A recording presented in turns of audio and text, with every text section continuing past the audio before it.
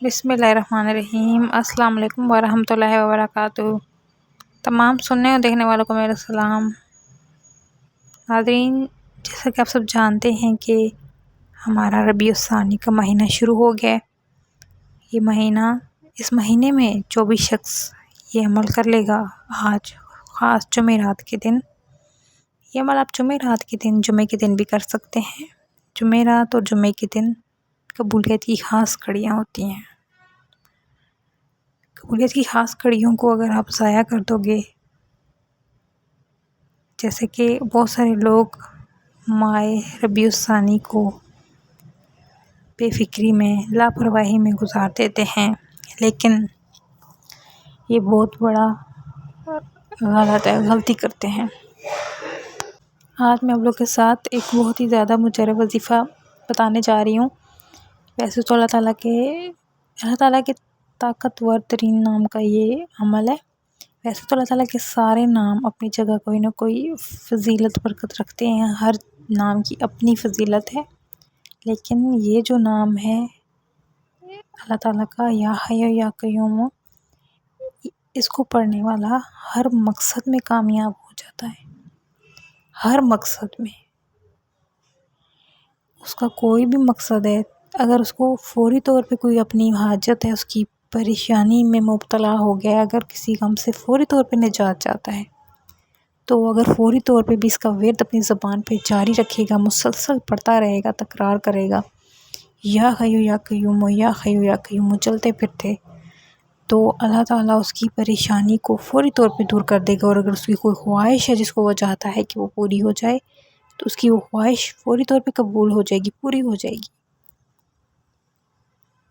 یہ ایسا طاقتور ترین نام ہے اللہ تعالیٰ کے ناموں میں سے۔ ناظرین، پریشانیاں، غم اور بیماریاں یہ سب انسانی زندگی کا حصہ ہیں، لیکن ان سب کو ختم کرنے کے لیے ہمارے پاس قرآنی آیاتیں، صورتیں ہیں اور نماز ہے۔ نماز پڑھنے سے ہی دلی سکون حاصل ہو جاتا ہے، اور جب ہم کچھ خاص تعداد میں وظائف ہوتے ہیں، قرآن سے ہی، قرآنی آیات کے ہوتے ہیں سورہ، جو کہ ہماری زندگی میں سکون لے آتے ہیں۔ بے شک اللہ تعالیٰ کے ذکر میں سکون ہے۔ ان کو ایک خاص تعداد میں پڑھا جاتا ہے، جس طریقے اور تعداد کے ساتھ بتایا جایا کرے، آپ نے ویسے ہی پڑھنا ہے، کچھ بھی اپنی طرف سے آپ نے زیادہ یا کم نہیں کرنا۔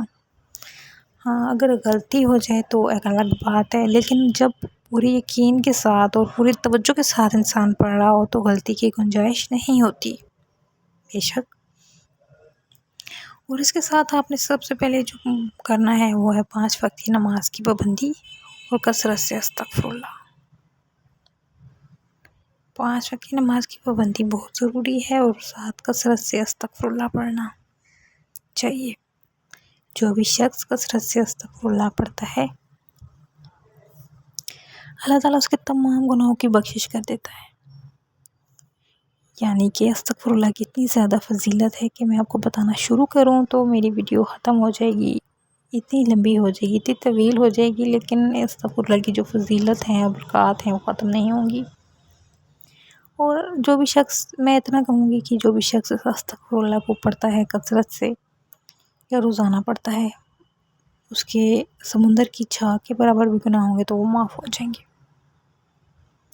استغفر اللہ کو پڑھنا اپنے زندگی کا معمول بنا لیں۔ اگر آپ کثرت سے نہیں پڑھ سکتے تو آپ 70 مرتبہ روزانہ ضرور پڑھ لیا کریں۔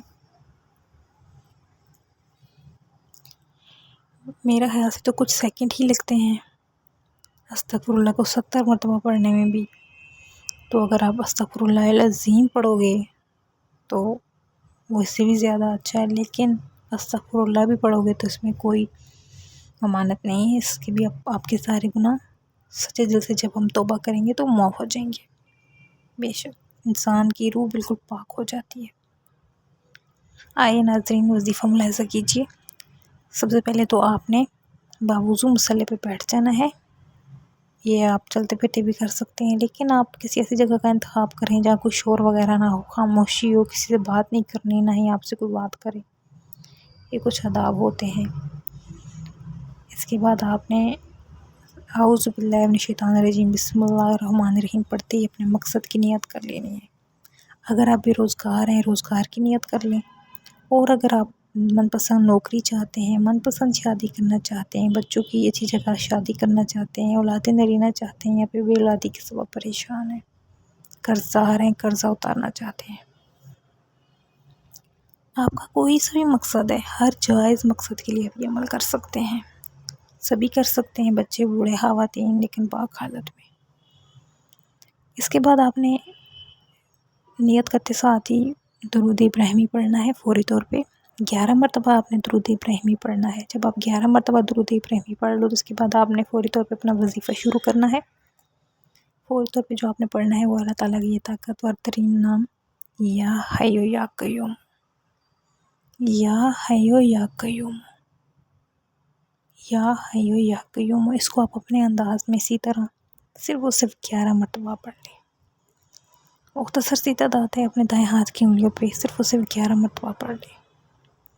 اس کے بعد آپ نے جو پڑھنا ہے وہ ہے سورہ کوثر۔ ناظرین، سورہ کوثر قرآن کی سب سے مختصر سورت ہے، لیکن اس کی فضائل بہت زیادہ ہیں۔ آپ نے سورہ کوثر کو صرف 41 مرتبہ پڑھ لینا ہے، 41 ٹائم۔ سورہ کوثر جب آپ 41 مرتبہ پڑھ لو تو اس کے بعد آپ نے جو وظیفہ کرنا ہے وہ اللہ تعالیٰ کے 3 نام، ان کو ملا کے آپ نے ایک شمار کرنا ہے، اور کچھ اس طرح پڑھنا ہے، توجہ کیجیے گا۔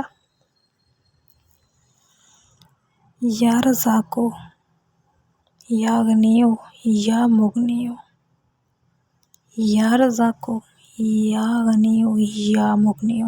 ایک بار ہو گیا، یا رزاقو، یا غنیو، یا مغنیو 2 بار ہو گیا۔ اسی طرح آپ نے ان تینوں ناموں کو ملا کے ایک شمار کرنا ہے، اور پڑھنا ہے آپ نے صرف 11 مرتبہ۔ تیزی نہیں مچانی، جلدی میں نہیں پڑھنا، آرام سے توجہ کے ساتھ ٹھہر کے پڑھنا ہے آپ نے۔